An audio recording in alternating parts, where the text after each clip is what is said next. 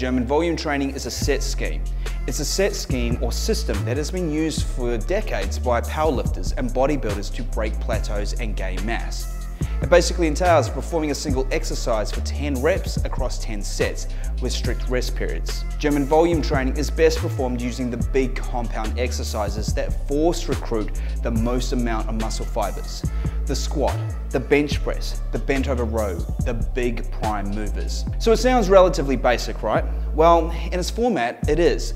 But where the difference between an effective GVT session and one that's not is your weight selection, strictness to form, as well as what you do outside the session for recovery.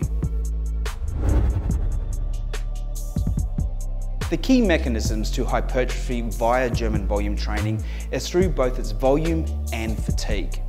As we fatigue under GVT's monstrous high rep range, we'll actually end up recruiting unused muscle fibers to replace fatigued ones as the set goes on. As we fatigue, we're forcing our body to adapt, and the only way we can increase the necessary force output is by recruiting more motor units to generate the necessary force that the continuing sets demand. Ultimately, this has you attacking muscle fibers which you would never normally ever tap into. A bonus to this as well is because of the use of volume and accumulating fatigue, only a reasonable load selection is needed to make this actually happen. Remember, hypertrophy is typically thought to be achieved through 6 to 12 repetitions on a single exercise at an intensity of a minimum of 60 to 65% of your 1 RM.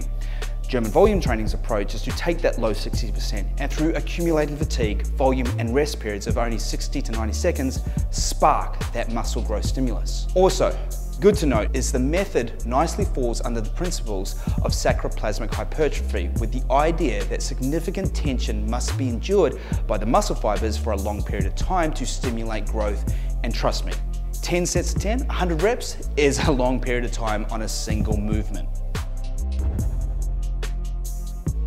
If you decide to try this style of training, the best results are going to come from a maximum of 4 weeks, long enough to reap the results, but short enough that serious recovery issues will not surface.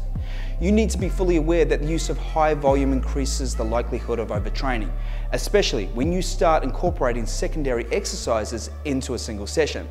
Now this is fine to do and smart when aesthetic development is the goal, but be sure it's only one exercise during a single session that you format the German volume training 10x10 structure to. Additional exercises for the same muscle group should at most only equate to an additional 50 to 60% of the volume already performed. So another 2 exercises at only 2 to 3 sets each. An example of this would be performing your 10 sets of 10 German volume training on the bench press, followed up with 3 sets of incline dumbbell flies, finished up with 2 to 3 sets of cable flies. The chest has successfully been induced under the German volume training, volume and fatigue, and you've also covered the angles to cover your pectoral range. Another consideration to make is making sure that additional calories are definitely going to be required to ensure muscle growth can happen when inflicting them under German volume training. If implemented properly, GVT will prove to be a fantastic way to break through any plateau or stalled progress. Then from there you can return to a more traditional lifting regime, but this time with increased strength and endurance obtained from the GVT cycle, both of which will translate into new muscle growth. Sometimes these kind of blasts and cruise theories in relation to training can be just what is needed to kickstart a new run of progress.